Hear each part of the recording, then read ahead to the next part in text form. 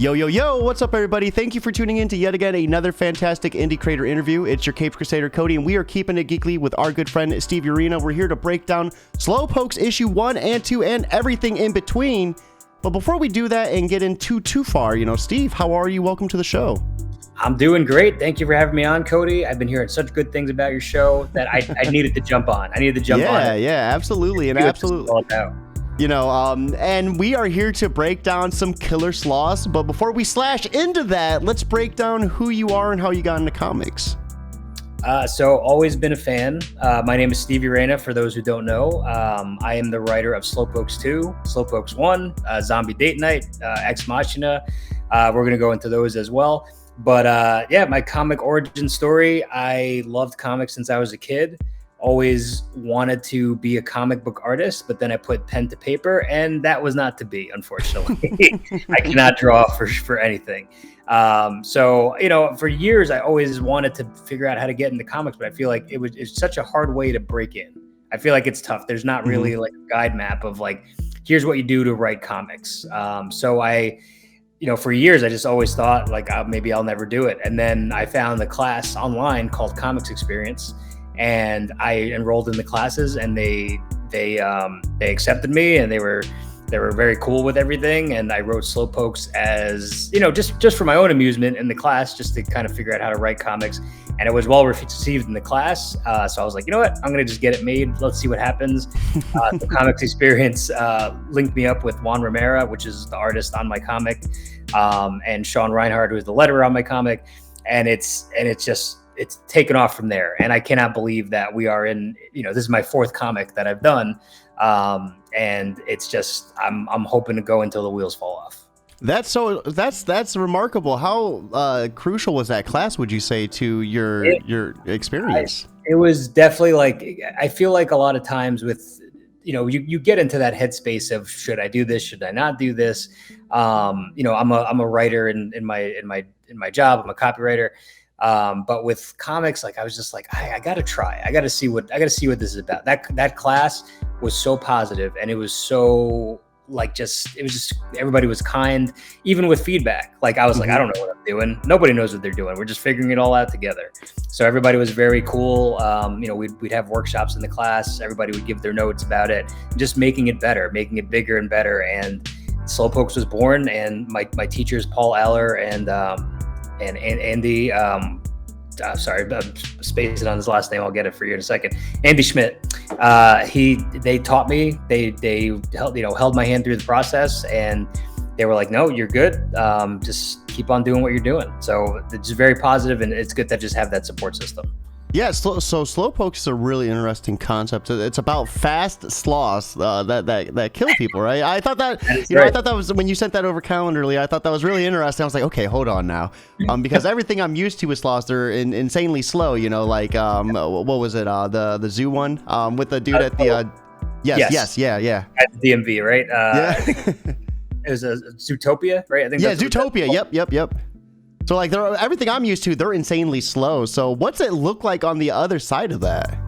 Well, I hate to warn you, and especially since Halloween is coming up, but sloths, if you look at them, they are scary as hell. Like, look at them. They have claws. They have crazy looking eyes. Like, everything about them is scary. So they're massive too, right? Yeah, they're huge. And they also have those prehistoric sloths, which are very big. So I always imagine, just joking around with my friends about I love I love all horror, and I love like the sci-fi horror stuff when they're like, oh, Sharknado or like Mansquito or like these ridiculous premises, but you still want to see them. So I was like, oh, what are they going to do next? Like fast killer sloths. And I kind of always had that in the back of my, head, my weird brain that I have. And I was like, like maybe I should do that for this class. I feel like that would be a fun comic. It'd be fun for me to write. Like, why not? But yeah, I like the picture that sloths are like an alien, race that came down from wherever they're from. And, they were murderous and fast and predatory, but then they got on Earth and just the gravity was too much for them. And they just stopped because they became too slow. So they just had to become friendly after that. So that's where that all came from. So we have some images on a slideshow. Most of them are from issue 1. We have, the cover and some interiors, but we do have I want to say it's like the print. It's the lake with the sloths like blood like etched Yes. out. Yes. It looks really graphic and gory, and I am here for that. You know, what was some of your direction for taking it this route? I just think like my goal in comics is to make as much noise as possible. This is the one thing where I could like have fun and play with and not really worry about like, oh, will I go to DC? Will I go to Marvel? It's like, no, I'm just going to have fun. And whatever happens, happens.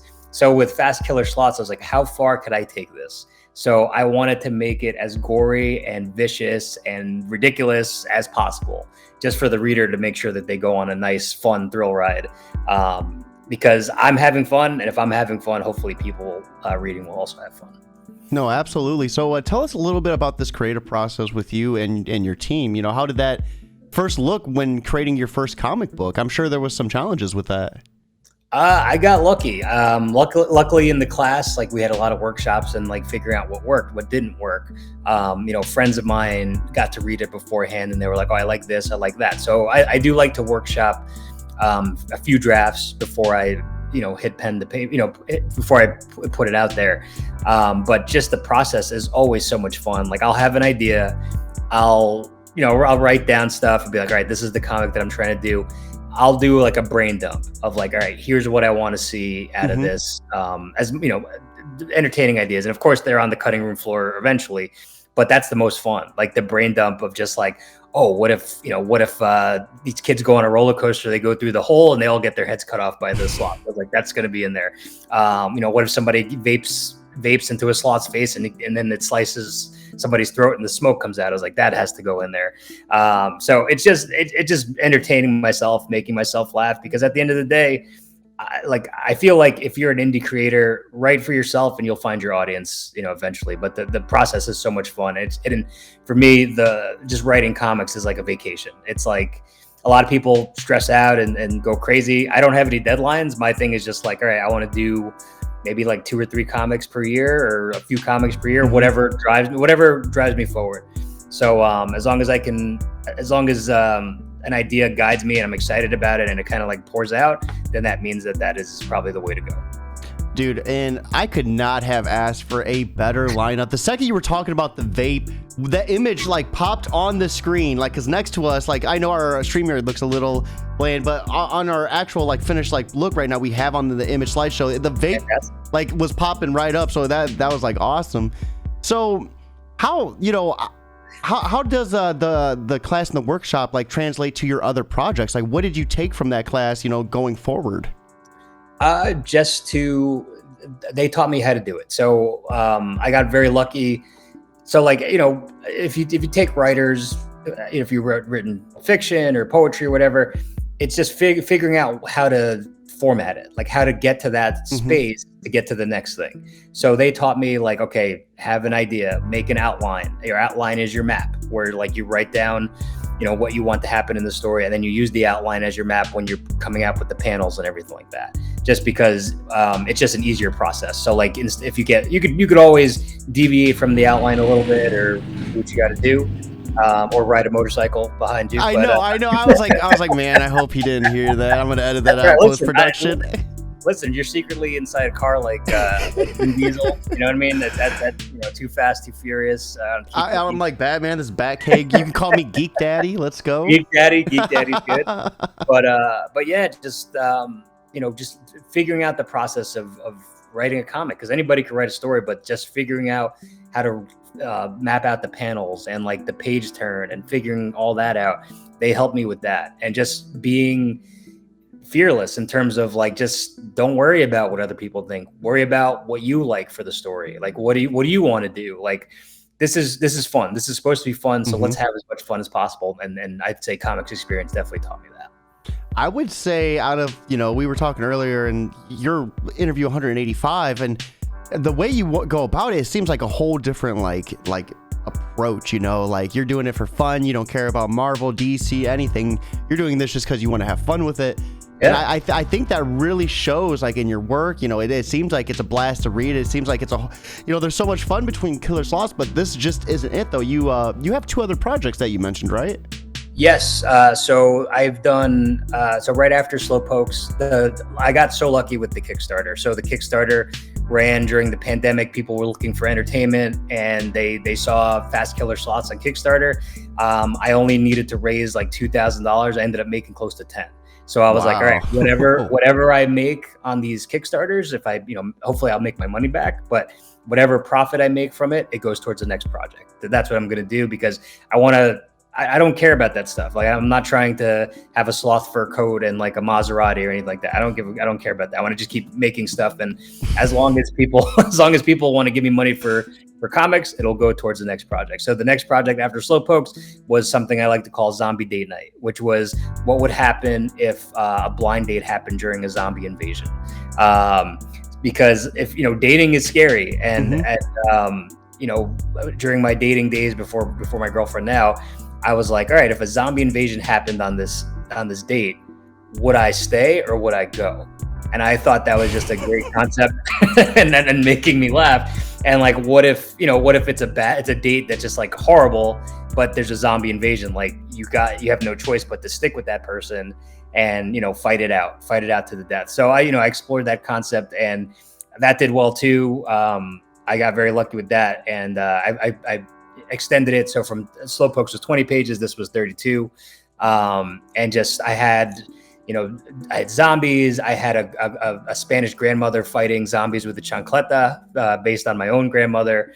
So having fun. And then the third project is called Ex Machina, X-MASCHINA, which is basically Santa fighting robots. So I had a plan in place where I was like, I want to work with somebody. I want to see if I can be a partner in terms of like a comic team. So I ended up meeting somebody through a podcast that interviewed me. Her name was Misty Graves, and she had very good ideas, very talented. And I was like, let's work together. We both came up with 2 ideas that we both had. Like, I had an idea for evil elves, which would probably be in the same vein as Slowpokes. I wanted to call it Helves, and she had an idea for like an AI that makes your wish come true, but in the worst way possible. So I was like, what if we took those ideas and mashed them together? And that's where Ex Machina came from, where Santa is tired of, Christmas. His wife left him for the abominable snowman. Wow. I'll have to send you a copy of these.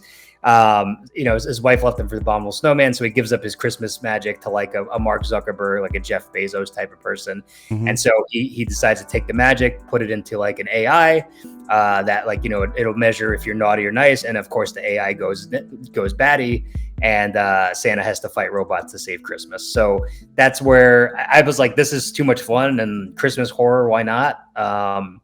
And it was a lot of fun, and I'm just glad that I'm able to still continue to make comics and have crazy ideas, and people are into them. So thank you for all those who want to check them out. I love just how off the wall every project has been. What's up with doing horror and like mixing humor into it? It seems like that's kind of like your strong suit. I just love. I mean, I'm a goofball, as you can see. I think through this interview, you're going to figure that out real quick. But I just love horror. I think horror is probably the most diverse genre in the history of anything. Like, you could literally do anything and make it a horror. Like, there's a Killer Sofa movie where a sofa tries to kill you. So if that's the bar, I feel like Fast Killer Sloths or Santa versus Robots, like, I just feel like you can do anything in horror. And, I definitely want to deviate eventually to another genre just to try. But I think the horror community is so kind and so open that I was like, I think this is a good fit for me at this moment. And there's really good horror stuff out there. Like Ice Cream Man is really cool. And the Something is Killing the Children, or like The Nice House on the Lake. Like, I feel like horror, I feel like there's a place for horror in comics, and I feel like it's getting bigger and better as we're going along. Yeah, absolutely. I want to say DC was just pushing out some horror comics not too long ago too, right? Yeah, I've been seeing them on the app, but it's awesome, and again, if you look at the horror community, they'll accept anything as long as it's entertaining and fun. They love it. No, and man, I love the zombie, like the dating in a zombie outbreak. That is so awesome. And then Santa fighting robots to save Christmas. Do you have any plans for those two to like go like any further with like maybe second issues or? Yes, Zombie Date Night 2. I will say that I've already written the first draft of it. We're getting that. Hopefully, we'll get that by next year. And then Ex Machina, me and my partner Misty Graves. She's doing some solo stuff right now, but I think we'll come together probably for next Christmas. I would imagine. So, but yeah, to have three different toy boxes to play in is just really it's awesome. It's awesome to see. So was you do Kickstarters for all three of them? Yep. That seems to work where I'll luckily make my money back and hopefully a little bit more, but it's a good way to connect with people that I may not be able to connect with before. I definitely use social media, try to use it as much as possible. But Kickstarter is great because there's you're connecting to an audience that you wouldn't be able to find. Like I've gotten orders from I think Singapore and Thailand and Croatia and France, and I'm like, I don't even know how I would even reach that. So Kickstarter has been very good to me. So I will remain on Kickstarter until I guess there's another way to do it. That's awesome though. That's awesome. What would you say some of the things that you've learned along the way with Kickstarter, like some of the importance, like do's and don'ts with it? Just have fun with it. Do if you're doing a campaign, do a campaign that you would want to see. So for me on Slowpokes, I have a theme song. I have a t-shirt. I have posters. You can get killed in the next one. All things that I, as a fan of comics, I was like, if I was going to back a comic, I would love to have these tiers of things. And also like theme it out. So for this one, right, Slowpokes 2 takes place in a summer camp, right? It's my homage to like Friday the 13th and Heavyweights, which I love as well. So I just wanted to have fun with it. So I was like, all right, summer campaign, we'll do Hot Sloth Summer. We'll do koozies this time. A nice summer theme song, just things that all kind of align with each other and gives people something to be excited about. So can you give us a little bit of how issue 1 leads into issue 2? Speaking of Sure. Issue 2. Sure, absolutely. So at the end of issue 1, the Slowpokes have run amok, and so the first one takes place inside a lab, like a lab, but it also has a amusement park in it, which they rent out to kids for right after graduation. So the Slowpokes escape, and the kids have to figure out how to escape, and so they escape from the lab and they're on the run, and the Slowpokes are right behind them. And in issue 2, it takes off right where the last one left off, and they are stranded at a summer camp on the drive down. So of course, in the summer camp, there's lots of vegetation, and the Slowpokes are now in a more natural habitat for them to crawl around and sneak around. And it's also at a weight management camp. So what's the sloths are fast, but the kids are not. So that's the best part about it. So and again, it's my homage to like Friday the 13th, and I love the movie Heavyweights. I was like, I got to throw some of that in there. So just it's a lot of fun. It's just playing around with the genre. I feel like with the Slowpokes, you can do different issues, just kind of having fun with different genres. If I want to do a kaiju sloth, I could do that. If I want to take them back in time, I could do that. Like anything is possible within Slowpokes. No, I love like just how like it goes from the amusement park lab to like a summer camp. I think that's an awesome transition. So with these killer sloths, I mean, like, give us a little bit more about them. Like, how fast are they? Like, weaknesses? Like, what can we expect from reading this issue for the first time? I would say they're not like flash fast, where they're fast for sloths. I would say as fast as like maybe like a gazelle, right? Gazelles are fast. That's pretty fast. Yeah, that's fast, but it's not like the Flash where like they're running, where it's like out of control fast. You know what I mean? But they eventually they will all have their own different personalities. I think in the third issue we'll explore that story a little bit more. But they love to kill, and they are just pissed off, and they get more creative with their kills as it goes. I think they're trying to one up each other and compete with each other for who can get the best kill. No, I love that, and the fact that you had the zombie dating and then the Santa Claus stories going after this. It's awesome. So what else can we expect from you, like in the future, outside of Killer Sloths? So I'm working on some projects now. I could talk to you offline about them, but my best thing is I want to shock and surprise. I think that is my hook.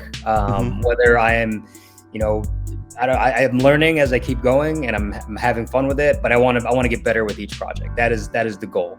So the more zany and the more ridiculous I can do, I will do that. But also at some point, I would love to do something serious, just a little bit more serious, just to play around with different genres and show that, like, yes, I am the sloth guy, but I can do some other things too. And I'm the sloth daddy, I guess. But I want to prove that I can entertain, but I want to be a good comic book writer as well. Yeah. You flex the writing muscles a little bit too, right? Yeah, exactly. It's kind of like actors. No one wants to be, the Robert Downey Jr. I was calling him Tony Stark for years because, like, he's played that part so well, Yeah. I definitely get that.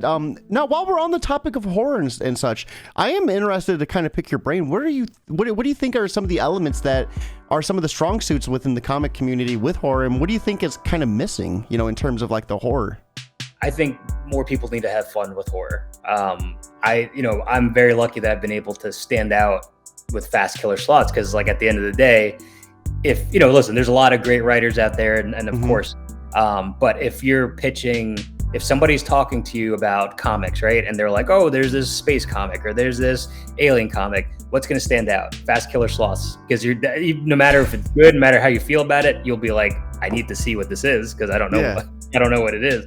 But I feel like more people should have fun in horror. I think publishers need to give horror more of a chance, and I think they are now. But I feel like it's entering the mainstream more. There's a lot more. Look at Chucky, right? They're doing a Chucky TV show on Sci-Fi. They're doing a Hellraiser coming back, Michael Myers, and they're doing giant numbers at the box office. Barbarian, which just came out. I haven't seen it yet, but big numbers. So people want horror. People want to also have fun while they're at the movie theater. Like, there are some movies that are, horror movies that are, more dark and disturbing, and like those are cool. But I feel like people want to have fun at the movies, and people want to have fun when they're reading comics. So I think if you're making a horror comic, look at it from this lens. Like, are you having fun writing it? Then you're probably going to have fun reading it. I was talking to someone a couple interviews ago, and we were discussing how humor and horror, like, it's like the same like setup. It's like the same, kind of like the same chemical response within you as well, right? Yes. So it's nice to kind of balance that, because you would never assume that type of response, combining horror with humor like that. I love it. Luckily people think I'm funny, which is nice. I appreciate that. But I feel like if that is my strong suit, horror comedy, there's not a lot of those out there. I know that there's some, but I feel like that, again, that'll help me stand out and get me to get more eyes on my stuff. No, absolutely. So where else do you see yourself exploring within the Slowpokes universe? Like, how many more issues do you think you have in you with these Killer Sloths? I think Slowpokes can go on for as long as people keep backing on the Kickstarter, people want it. I will keep doing more Slowpokes. I will, because listen, it's my love I love horror, and I love horror sequels, and usually in horror sequels they get worse as they go on. So I want to take that as a challenge and make it as ridiculous but still entertaining and still fun as it can be. And like, yes, maybe it'll get worse, but it'll be fun. Like, it'll be like, all right, we'll take them to space. Fuck it, why not? Like, but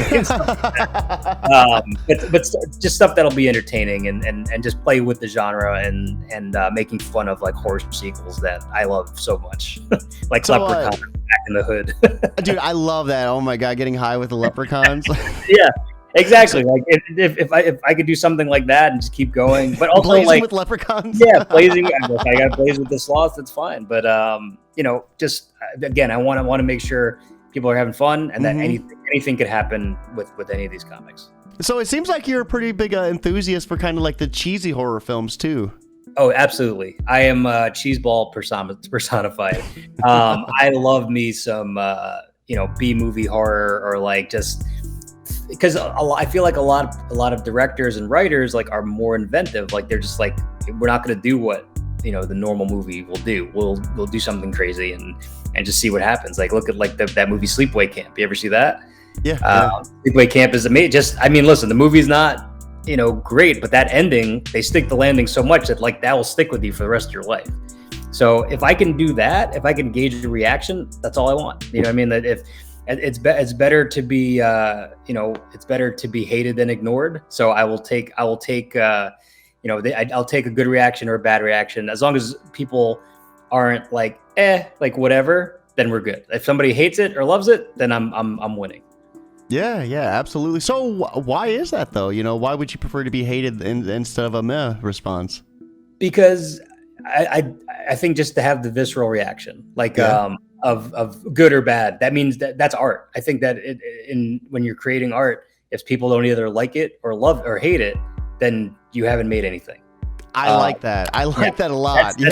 That's a Tinker Hatfield quote from the guy who designs like Nike shoes, which I think it's great because people look at the stuff that you hate and you love. It's like, but at the same time, you got to respect the people who make it, because it's like, all right, well, I don't like it, but at least they made it, and I could appreciate that. Yeah. I'm trying to think of how I could put that in words for country music, but I don't know if it's. Country music. Listen, I'll say this: country music. I like. I'm not a big fan of country music, but I understand why people like it. But I will say this: this is a big exclusive for your show. I do fucks with some Casey Musgraves. I love Casey Musgraves. I think she's so good. and I'm not really a big like country person, but like I'll listen to her stuff. I think I'll drop an exclusive too. I used to get down on some Shania Twain. There you go. Exactly. Like Shania Twain, dude. Oh man. One of my favorite shows is Broad City, and they brought in Shania Twain to be on the show, and it made me laugh because like she was like her personal trainer, and she goes, "Man, I feel like a smoothie," and I was like, "That is so funny." Like I don't know why, but that's so funny. No, that is awesome. So let's end things on a strong note, and that is, as with the show being kind of, a nice platform for you to get on here, promote your work and who you are. I also love kind of using it as a tool for anyone who might be new or even just struggling in general. So for anyone out there who is kind of having trouble getting started with either just the writing or the art aspect of it, and, they just can't get going, what type of advice would you offer them to help them just get motivated just to do it? You can do it too. If I could write something about fast killer sloths, you could write something 10 times better, 100 times better, probably. Just like you can do it too. The hardest part is getting started and just getting into that routine of like, okay, I'm going to start writing. I'm going to finish this by this. Give yourself deadlines. I think that helps a lot. And again, even you don't have to go crazy. You don't have to write 800 pages. Like I started with 20 pages and I was like, all right, I'm going to do 10 pages this week. And then I'll workshop that. And then after that's done, do the second 10 pages and then workshop that. And then you're good. You're already good. And then, read it over and over again, just to, read it to yourself. That's another thing that helped too. Making sure you get the cadence of the characters, reading the voice that you think the character is talking. That helped me a ton, of just like voice and making sure the characters don't sound the same and making sure that each person has their own little idiosyncrasies. I think that helps. And just, don't be afraid to talk about your project.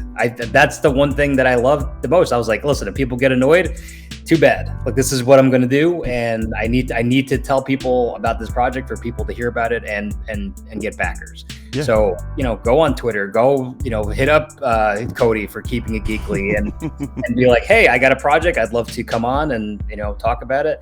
But yeah, you can do it too. Just get started. If you get started, you're already 100% further, or like you're a lot further than people who haven't even started their project yet. Yeah. And the biggest part of the battle is just getting it, getting there, getting started. Worst comes to worst, at least if you don't like it, you could just keep tooling at it, keep messing around with it. But it can't get done and it can't be seen by people if it's not done.